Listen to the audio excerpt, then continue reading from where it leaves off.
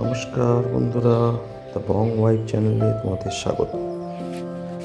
আজকের সকাল শিলিগুড়িতে সবাইকে প্রভাতী শুভেচ্ছা জানিয়ে আজকের দিনটা শুরু করছি। মৌ এখনো ওঠেনি, চার ছোটকে দেখো মাকে ওঠানোর জন্য কি করছে। পড়ে যাবি ওই যে উঠবে না মা, এখন উঠবে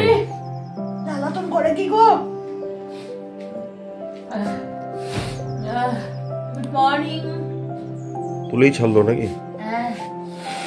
সকালে উঠতেই যাচ্ছি না গো, ওয়েদার চেঞ্জের জন্যই নাকি কালকে এসে মা তো নেই, মা গেছে। আর কালকে এসে শিখে খাওয়া দাওয়া করছিল, দুদিন একদিন মা ছিল না, পরশুদিন মা গেছে, যদি সে একা ছিল। আর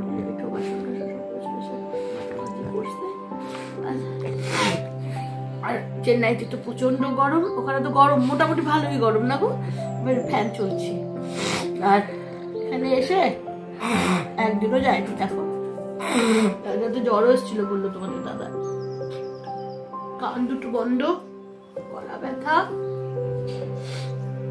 প্রচন্ড মাথা ব্যথা, মানে না ভয় লাগতেছে আমার ভাইরাস টাইরাস ধরলো নাকি, তোমার দাদাকে তাই বলে যাচ্ছে। শরীরটা ভালো লাগতেছে না আজকে, এটা ভালো না বলতে সর্দি কাশি ঠান্ডা লেগেছে প্রচন্ড। আবার ভেবো না অপরাজিতার মতন যে এসেই আমার সর্দি কাশি নিয়ে জল নিয়ে পড়ে গেল। তারা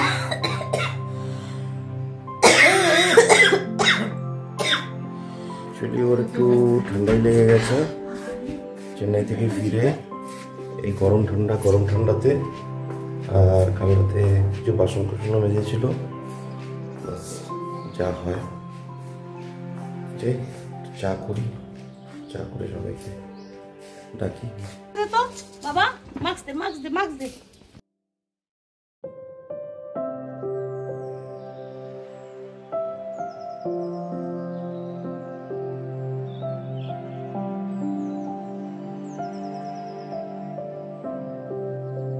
বাবু খাওয়ার জন্য অপেক্ষা করছে,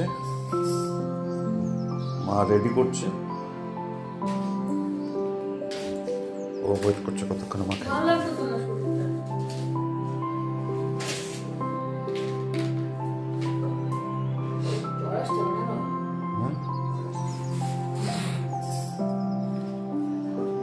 আবার জ্বর আসছে,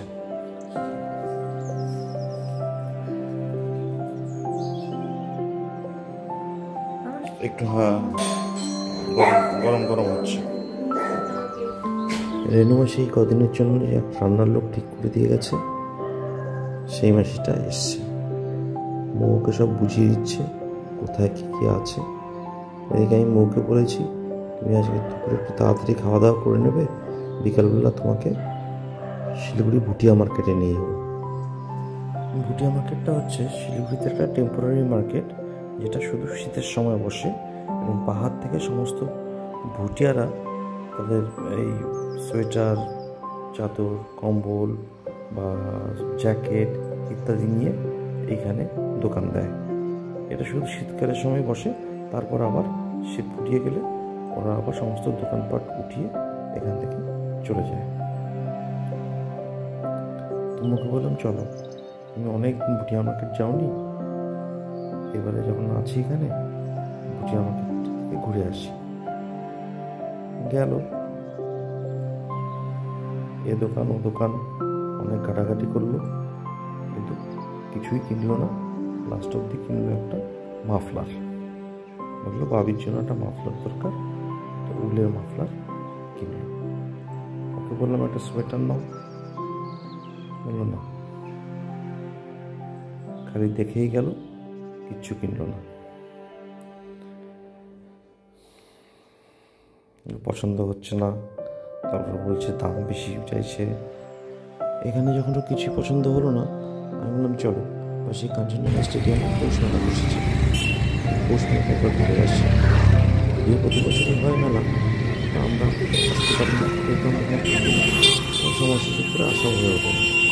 আজকে যখন এখানে আছি, আর আজকেই মেলার শেষ দিন, বললাম চলো তাহলে পৌষ মেলাটা ঘুরে আসি। ভেতরে ঢুকে গেলাম, ভালো, ভেতরে বেশ পরিবেশটা বেশ ভালো লাগলো। বেশিরভাগই হচ্ছে বুটিক আর ইমিটেশনের গয়না, অ্যান্টিক গয়না, এই সমস্ত দোকানপাটি বেশি। তো অনেকে ঘুরলো, সেরকম কিছুই পছন্দের খুঁজে পেল না। শেষে গিয়ে কিনলো দুটো বিছানার চাদর, এগুলো দরকার, ওটা কিনতে হবে। মেলার এক কোনায় প্রোগ্রাম হচ্ছে, ব্যান্ডে গান হচ্ছে, বাংলা হিন্দি সব রকম গানই হচ্ছিল, ভালো লাগছিল বেশ শুনতে। তো 2021 সালের পর থেকে, রোগটা ধরার পর থেকে আবার সেরকমভাবে কোনো জিনিসপত্র, সাজার জিনিস বা গয়নাঘাটি এসব কিছুই কেনে না। আজকে দেখলাম ঘুরতে ঘুরতে গিয়ে একটা দোকানে দাঁড়িয়ে বললো যে কিছু অ্যান্টিকের গয়না ছিল, বলছে আমার এগুলো বেশ ভালো লাগছে, আমি কটা নেব। ঠিক আছে, তোমার যদি পছন্দ হয় তুমি তাহলে নিতে পারো। তো অনেকদিন পর দেখলাম কিছু গয়নাগাটি কেনার ইচ্ছা প্রকাশ করলো।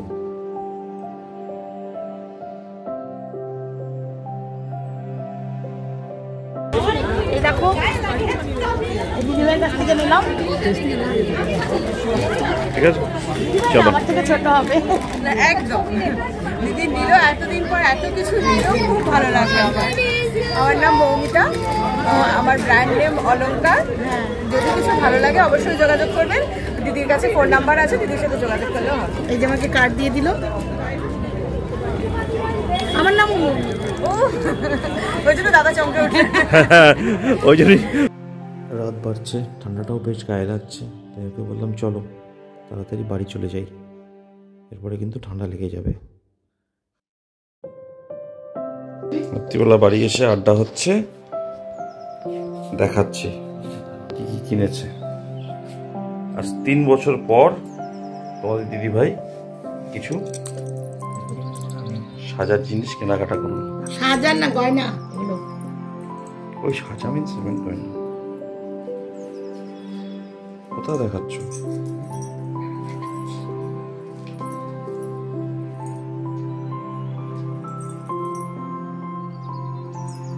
এ মা এটার বল 3টা, এটার বল 2টা, দেখেছো?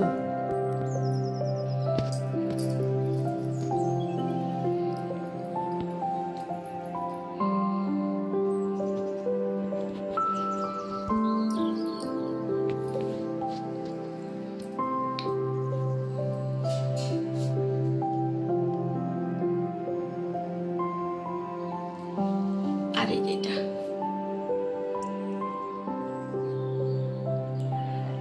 তোমরা আমার গলার আওয়াজ বুঝতে পারছো? গলার এই আওয়াজ বেরোচ্ছে না, বাইকে করে গেছি মাথায় এসে, কেন যে হঠাৎ করে এসে গলাটা বসে গেল। ওয়েদার চেঞ্জে নাকি ওখানে ডর, ওইখানে গরম এখানে ঠান্ডা, সকাল থেকে শরীরটা খারাপ, মাথার ব্যথা এখনো কমেনি। যাই হোক, আমরা রাতে রুটি খাবো, রুটি প্যাক করে নিয়ে এসেছি। আর এই ঘরে আমার ছেলে থাকে বর্তমান, এই ঘরটা আমার শ্বশুর মশাইয়ের ছিল, এখন ও থাকে। এই দেখো বন্ধুরা, বাইরে থেকে ঘুরে এসে ঠান্ডা লেগে গেছে। ভুলটা আমারই, আমি বাইকে করে নিয়ে গিয়েছিলাম, একটু রাত হয়ে গেল, আর ওইদিকে ওই মেলায় ঘুরে ঠান্ডা লেগে গেল। তার এখন তো গলা ব্যথা, জ্বর চলে এসছে, শুয়ে পড়েছে। মৌ, মৌ, একটু বন্ধুদেরকে। আমার গলা দিয়ে আওয়াজ বেরোচ্ছে, আমার গলা দিয়ে আওয়াজ বেরোচ্ছে না। একটু ঘুরতে গেছিলাম না দাদার সাথে মেলায়, আজকে পড়ে গেলাম। দেখো শিলিগুড়িতে তো থাকাও হয় না, এমনিও গিয়ে দেখো সব করে কানের কুনের কিনে আনলাম। জ্বর চলে এসছে, আমার মুখ দিদা, খাইতে পারি নাই কিচ্ছু, খাইতে পারি নাই। কালকে আবার ধূপগুড়ি যাওয়া আছে, জানি না পারবো নাকি। আমার না এবার খুব দখল হয়ে গেল, অন্যবার না মা থাকলে অতটা অসুবিধা হবে না। তার মধ্যে রান্নার মাসিটা আসছে, বয়স্ক মানুষ, আমাদের যে রান্না করে রেনু মাসিও কুম্ভবেলায় মার সাথে সাথে গেছে। আর নতুন একটা মাসি ঠিক করে গেছে, বয়স্ক মানুষ, আমার না নিজেরই খারাপ লাগছে। দুটো বসার জন্য জবতবু আমি কাজ করাতে পারিনি। আমি বলছি মাসি তুমি একটু সবজি কেটে দাও আর একটু বাসনটা ইয়েগুলো ধুয়ে দাও, সবজি টবজিগুলো জল দিয়ে কাজটা করে দাও, আমি পরে লাস্টে আমি রান্না করলাম, গ্যাস মুছলাম, সব আমি করলাম। ও বাবা, এর মধ্যে মা বাইরের মাসিটা ঠিক করে গেছিল, জানে আমি অসুস্থ, বাসন ইয়ে করো। সেই মাসিটাও আজকে আসেনি, ওটাও নতুন ছিল, দুটোই নতুন। তো অ্যাকচুয়ালি রেনু মাসি সব করে, 30 বছর ধরে আমাদের বাড়িতে কাজ করে রেনু মাসি, আমার শ্বশুর বাড়িতে 30 বছর ভাবা যায়। তো ওই মাসিও আসেনি। তোমার দাদা আজকে ঘর মুছছে, আমার স্নান করতে করতে 2:30-3টা বেজে গেছে। আমার শরীরটা ভালো না, আনন্দ করতে করতে গেলাম। আমি এই জায়গাগুলো রাখি বন্ধু। Good night, tata.